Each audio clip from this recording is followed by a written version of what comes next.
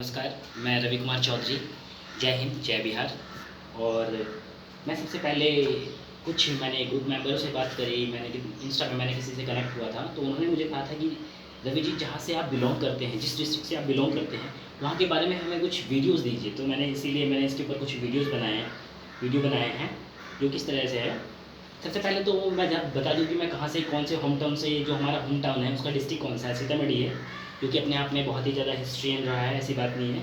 और सबसे पहली बात बता दूँ कि सबसे पहले हमारे बिहारी जो है, बिहार के अंदर ही चंद्रगुप्त मौर्य, गुरु नानक जी, बुद्ध, मतलब कि अलग अलग जो भी हैं हमारे में बहुत ही फेमस रहे थे।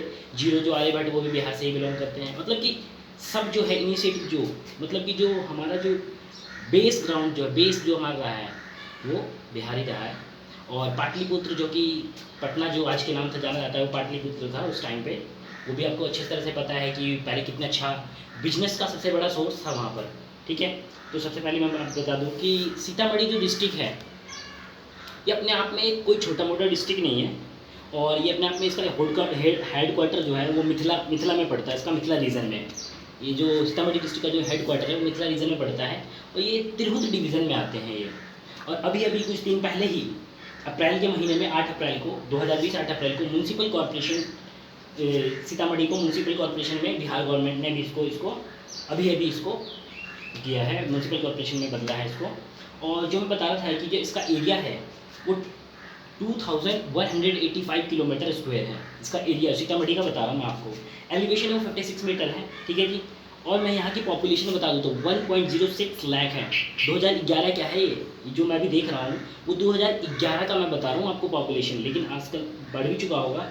तो सबसे पहले मैं बता दूँ कि जो यहाँ का कल्चर है, वो कल्चर कैसा है सीतामढ़ी का कल्चर जो है वो मिथिला से बिलोंग करती है, मिथिला का है पूरा, क्योंकि ये जो सीतामढ़ी जो रीजन है वो नेपाल से सटा हुआ रीजन है। मतलब कि वहाँ पे अभी भी आपने सुना हुआ कि नेपाल और सीतामढ़ी के बीच में भी कुछ सीतामढ़ी के लोग वहाँ चले गए थे, तो वो बात अलग है। लेकिन हम बात कर रहे हैं कि ये जो रीजन है वो बॉर्डर वाला इलाका है। ठीक है जी।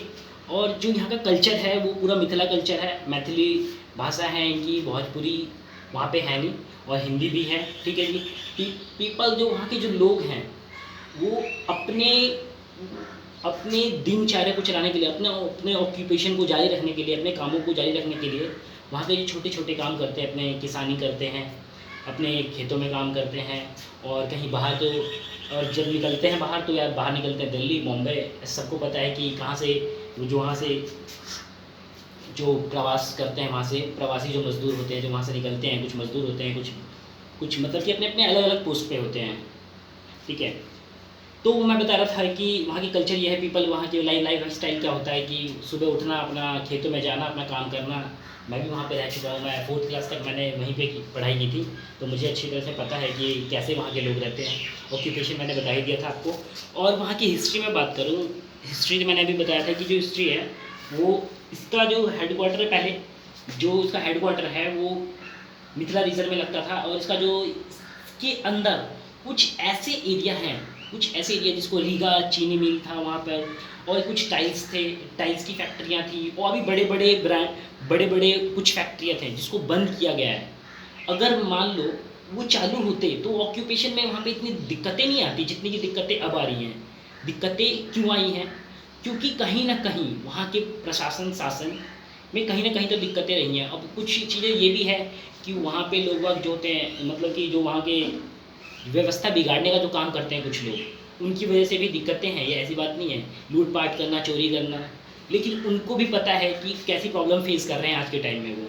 ठीक है। तो मैं वही चीज़ें बता रहा था कि ऑक्यूपेशन क्या है, उसका मैप टचिंग मैंने बताई थी कि ये नेपाल से हो रहे हैं। सोर्स ऑफ इकोनॉमी जो है उनके, और आधा से ज़्यादा तो बाहर से होता है उनका, क्योंकि वहाँ पे जो कुछ बाज़ारें हैं, कुछ जो फैक्ट्रियाँ हैं, वो तो फैक्ट्रियाँ तो बंद ही कर दी गई, बाज़ारें जो हैं, और उसके अंदर जो मतलब डिवीज़न जो है वो 20 प्लस हैं उसके यहाँ डिवीज़न्स, जिसके अंदर कुछ फेमस सिटीज़ हैं। पुपरी हो गया, रीगा हो गया, बाजपट्टी हो गया, मतलब ये एक्सेट्रा ऐसी हैं जो कि 20 प्लस हैं। और वहाँ पे अच्छे बाज़ारें भी लगते हैं, वहाँ की इकोनॉमी भी वहीं से चलती है। और बिहार से जो राज्य सरकार है वो तो सपोर्ट करती है। और साथ में मैं बताना चाह रहा था कि वहाँ की जो इकोनॉमी जो पास्ट टाइम में क्या थी और अब प्रेजेंट टाइम में क्या है। पास्ट टाइम में कहीं ना कहीं जब हम हिस्ट्री की बात करें तो पूरे बिहार की ही इकोनॉमी कहीं और थी, और प्रेजेंट टाइम में अब इकोनॉमी हम देखें तो कहीं और है। ठीक है जी। अब जो है कि प्रॉब्लम कहाँ पे आ रही है, हमें बिहार के अंदर प्रॉब्लम कहाँ पे आ रही है, कहीं ना कहीं सिस्टम में प्रॉब्लम है, वो हम सबको पता है, कहीं ना कहीं हम में भी प्रॉब्लम है। क्योंकि हम बिहार से तो बिलोंग करते हैं, हम वहाँ तो पढ़ाई कर लेते हैं, लेकिन जब बात आती है जॉब की, क्योंकि तो फिर हम बाहर निकल जाते हैं। तो क्योंकि कोई भी रेस्पॉन्सिबिलिटी, कोई भी अपना इतना जोखिम नहीं उठाना चाहता कि वहाँ पर रह के कुछ करे, इसलिए ये होता है।